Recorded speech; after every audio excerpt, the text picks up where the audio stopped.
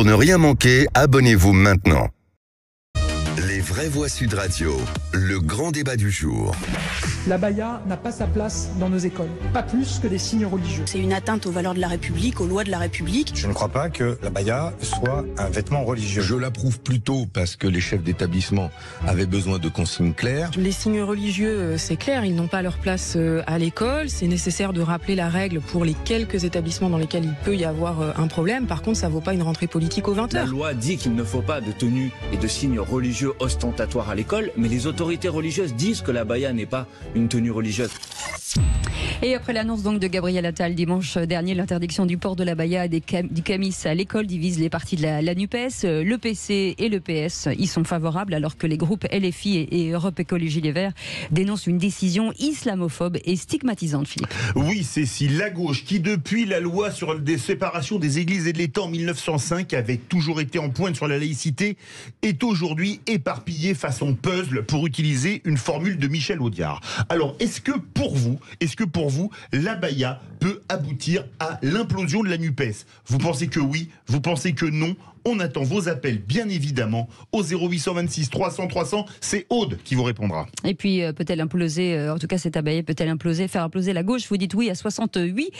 On va en parler avec notre invité Henri Peignard-Ruiz, qui est avec nous, philosophe, écrivain, auteur du Dictionnaire amoureux de la laïcité et de Marx, quand même, chez Plomb. Merci d'être avec nous.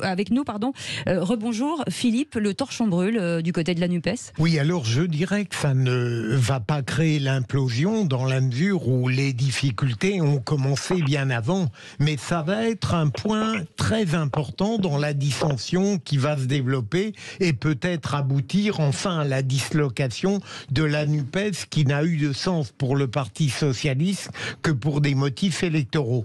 Moi, je continue à penser que l'abaya, et je ne suis pas un spécialiste de tout cela, comme notre invité, est un costume religieux qui est destiné à voiler le corps des femmes, et en ce sens-là, c'est évidemment une protection de nature religieuse. Et deuxième élément, j'approuve absolument Gabriel Attal, qui sort du flou qui avait été promis par Pape Ndiaye.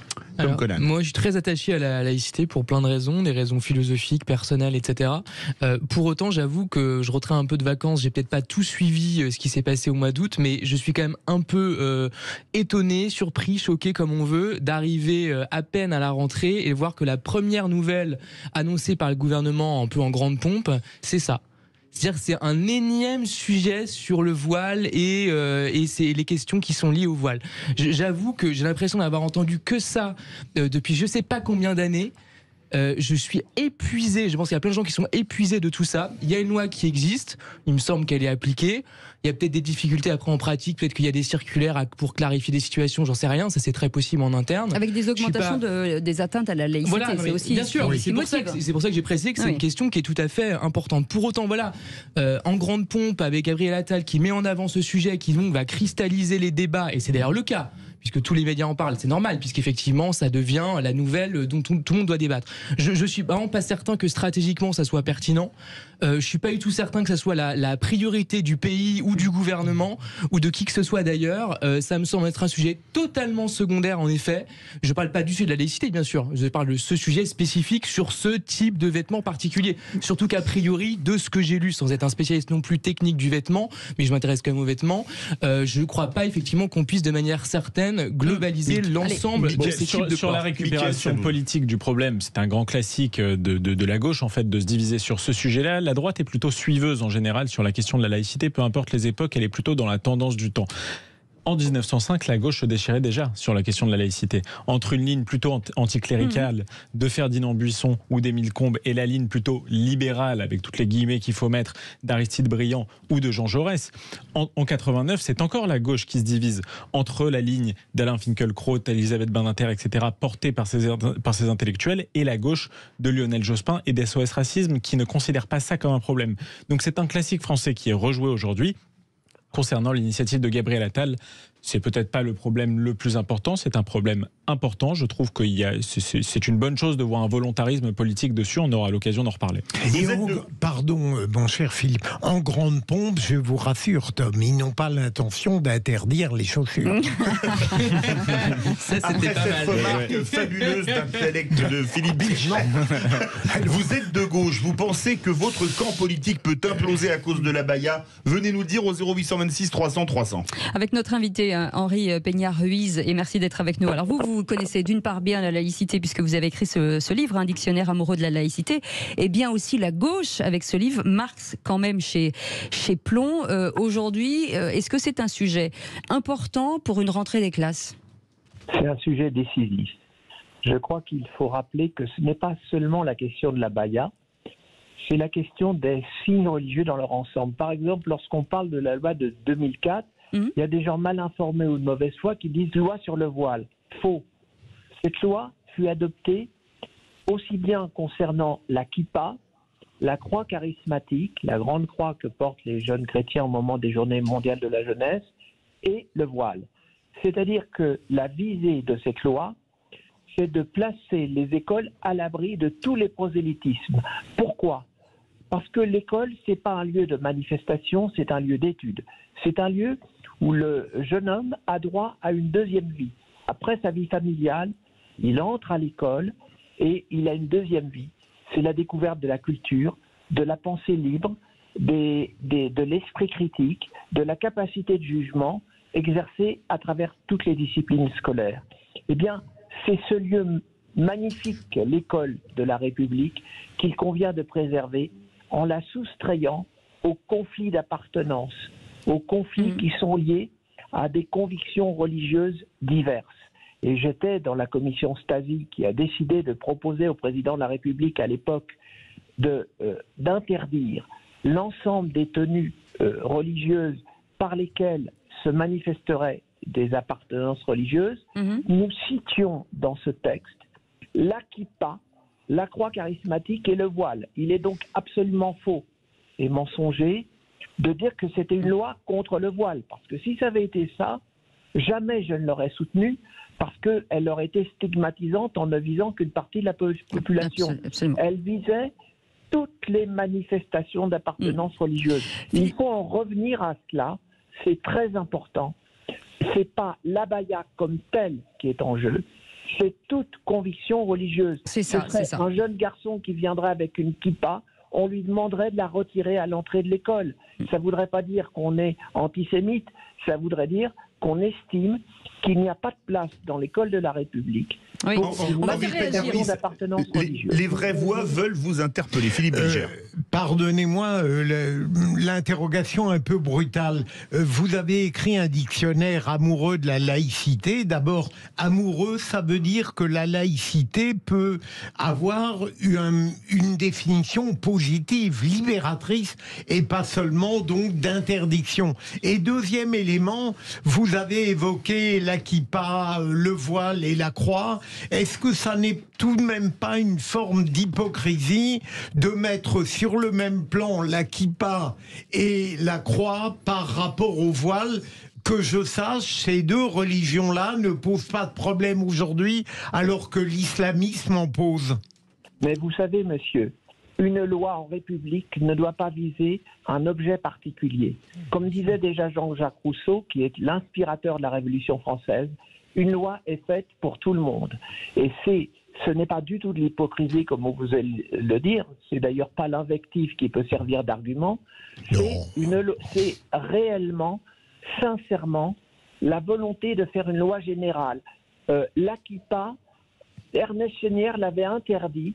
Alors, je rappelle que c'était le proviseur. Je rappelais qu'il était Ernest Chénière. Alors, s'il vous plaît. Ernest Chénière, le proviseur du lycée, du collège, l'avait interdite, et parce qu'il considérait que l'école n'était pas un lieu de manifestation. Après a surgi la question du voile, il l'a interdite aussi. C'est dans le sillage de ce problème qu'a été décidée la loi de 2004, qui ne vise pas qu'une religion, j'y insiste, mais qui est libératrice par rapport à la pression familiale.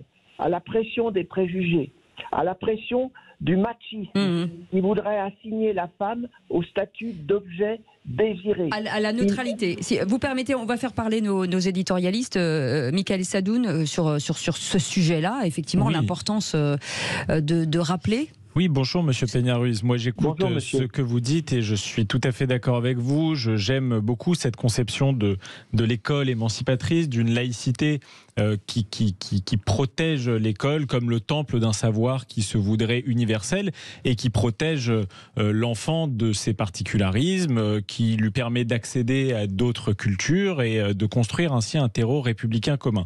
Ceci dit, j'aimerais quand même qu'on puisse s'interroger sur la raison pour laquelle des jeunes femmes qui sont nées et qui ont grandi en France se tournent vers la religion. Ce que j'essaye de vous dire, c'est que j'ai l'impression que la France elle-même s'est détournée d'un certain nombre de valeurs, de structures sociales, qu'elle s'est débarrassée de son sacré. Il peut être républicain, évidemment, ce sacré, et que du coup, des jeunes gens qui aujourd'hui cherchent une communauté, une autorité, une transcendance, des structures sociales un peu solides, sont obligés de se tourner vers la religion. Donc parfois, je vois la laïcité qui se contente de censurer et d'interdire, mais je ne perçois pas la France qui, derrière, essaye de proposer un produit de substitution à cette religion. Là, on ne fait pas un débat sur la laïcité, on fait un débat sur justement cette gauche qui se divise. C'est ça qui m'intéresse, moi aussi. Pourquoi effectivement, aujourd'hui, cette gauche se divise sur ce sujet-là? C'est un sujet important, il me semble. Je voudrais répondre à M. Sadoun. Je crois que nous sommes en accord tous les deux sur la dimension émancipatrice de la laïcité. Mais la dimension émancipatrice de la laïcité, c'est aussi sa capacité de dire, voilà, il y a des lieux où l'on affirme son particularisme. Par exemple, la rue. Je me souviens avoir polémiqué vivement avec M. Zemmour quand il demandait à une femme de retirer son voile dans la rue. Elle faisait des courses à Bobigny. C'est pas ça la laïcité. Dans la rue, on a parfaitement le droit d'arborer un signe religieux. À l'école, c'est pas pareil. Oui. On a des enfants qui sont déjà dans un cadre, l'école est obligatoire, où ils doivent aller. On a à organiser la coexistence de familles de pensée très différentes. Oui, mais le choix de la neutralité. Allez, il faut qu'on avance. Pardon, Henri Peña-Ruiz. Essentiel. Je comprends. Merci beaucoup. On revient sur cette division à gauche. Moi, il me semble qu'en réalité, il n'y a pas de problème sur la loi de 2004. J'ai pas vu qui que ce soit, y compris de la NUPES, qui semblait, même LFI, opposé à cela. En tout cas, il me semble pas.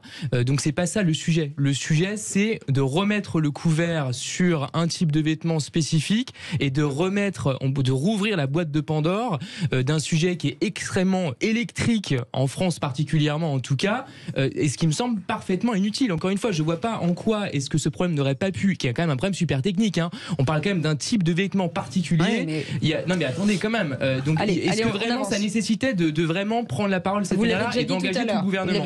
Mais Cécile l'a rappelé tout à l'heure, en 2002, il y a une augmentation considérable des atteintes à la laïcité, et l'abaya peut être perçue comme une manière de nous tester à nouveau. C'est-à-dire, me semble-t-il, jusqu'où on est capable de résister. On a l'abaya. C'est une question que je pose. Allez, on part au standard. 0826 300 300. Corentin est avec nous. Corentin, quelle est votre vision? Est-ce que vous comprenez que finalement ça divise la gauche, ce sujet, alors que tout le monde semble d'accord sur la laïcité? Au point de l'amener peut-être à l'implosion. Alors, je pense que l'abaya en elle-même ne va pas faire imposer la gauche, mais je pense que si ça continue comme ça, autant de divisions, ça peut amener à l'implosion de la gauche, effectivement. On voit la LFI et Écologie Les Verts qui sont en désaccord avec le texte de loi, avec l'interdiction de l'abaya, et les autres partis, comme le PS, sont pour. Donc je pense que oui, ça peut, petit à petit, à force d'avoir des désaccords, ça va finir par possiblement amener à l'implosion de la gauche. Michael Sadoun. Merci Corentin, restez avec nous. 0826 300 300 si vous voulez commenter. C'est quoi le problème, puisqu'on voit Jérôme Guedj aussi qui s'émancipe de son côté. On voit que finalement tout le monde y va sa petite phrase. Michael Delafosse, le maire de Montpellier, s'émancipe aussi. Carole Delga, on se demande si en jusqu'à plus de Sophie Binet de la CGT. On se demande si en plus de la NUPES, c'est pas carrément le PS qui va faire la double implosion. Écoutez, le problème c'est qu'il y a une gauche gauche, je dirais entre guillemets old school, qui est attachée, je dirais, à ce qu'on appelle très largement les principes de la République, mais globalement à une certaine idée de l'individu émancipé de la religion qui accède à la science par un savoir universel, qui construit une communauté de citoyens par une culture commune, par des valeurs partagées. Et puis il y a une autre gauche qui a cédé peut-être, je n'en sais rien, peut-être à une américanisation de la société, peut-être à une immigration de masse qui constitue son terreau maintenant pour le vote, et qui du coup a une vision extrêmement communautariste de la société. Donc elle n'a pas envie de froisser les musulmans en parlant de ce sujet-là et en le mettant sur la table comme un sujet essentiel. Ceci dit, je peux comprendre, parce que c'est vrai qu'à force de ne pas vouloir mettre l'uniforme dans l'école, on remet ce sujet sur la table tous les 2 mois, ce qui peut être crispant pour les compatriotes musulmans. Je suis d'accord. Philippe Bilger, est-ce qu'on ne voit pas d'un côté ceux qui ont des vraies convictions et ceux qui vont vraiment chercher des électeurs? Sûrement, mais j'ai l'impression que LFI et tous ceux qui soutiennent le port de l'abaya, d'une certaine manière, sont mus par un dogmatisme au lieu d'être inspirés par une conception normale de la laïcité. Henri Peña-Ruiz, vous êtes un homme de gauche, c'est une réalité. Est-ce que pour vous, la gauche a déjà dans son histoire été autant divisée sur la laïcité? Je ne le pense pas. Je suis un homme tout à fait de gauche, évidemment. Il fut un temps où j'étais d'accord avec Jean-Luc Mélenchon en 2015, lorsqu'après l'assassinat de l'ensemble de la rédaction de Charlie, Jean-Luc Mélenchon prononça un discours absolument sublime, bouleversant, devant le cercueil de Stéphane Charbonnier, mon ami Stéphane Charbonnier, assassiné. Eh bien, à l'époque, Jean-Luc Mélenchon était profondément laïque. Je ne sais pas pourquoi, et pour moi ça a été un vrai malaise de constater cela. Il y a eu un virement total de la France Insoumise en 2019, quand la France Insoumise décide de défiler avec le CCIF, Comité de lutte contre l'islamophobie. C'est un revirement total. Et moi, en tant qu'homme de gauche, je continue à penser que la laïcité, non pas comme théorie anti-religieuse, elle n'est pas anti-religieuse. Rappelons que Victor Hugo, qui était profondément croyant, qui disait « Je crois en Dieu, mais je refuse l'oraison de toutes les églises », Victor Hugo, c'est lui qui lança la formule de l'État chez lui, l'Église chez elle. Je veux l'État chez lui et l'Église chez elle. Voilà ce que disait Victor Hugo. C'était 50 ans avant la formule stricte de la séparation de 1905. Eh bien, cette séparation, elle est saine. Elle permet de distinguer la religion comme démarche spirituelle du cléricalisme comme volonté de pouvoir. Et ne disons pas les musulmans en général. Il y a beaucoup de musulmans qui sont hostiles à l'islamisme et qui ne réclament rien à l'école de la République, qui comprennent pourquoi la neutralité est une condition de protection, y compris pour eux-mêmes. Je me souviens que... Merci. Henri, pardon, mais Henri Peña-Ruiz, malheureusement, on est déjà très en retard. Merci mille fois de votre expertise, philosophe, écrivain, auteur du dictionnaire amoureux de la laïcité et de Marx. Quand même, chez Plon, vous restez avec nous dans un instant. Le quiz de l'actu, plus communément appelé le qui c'est qui l'a dit. À tout de suite.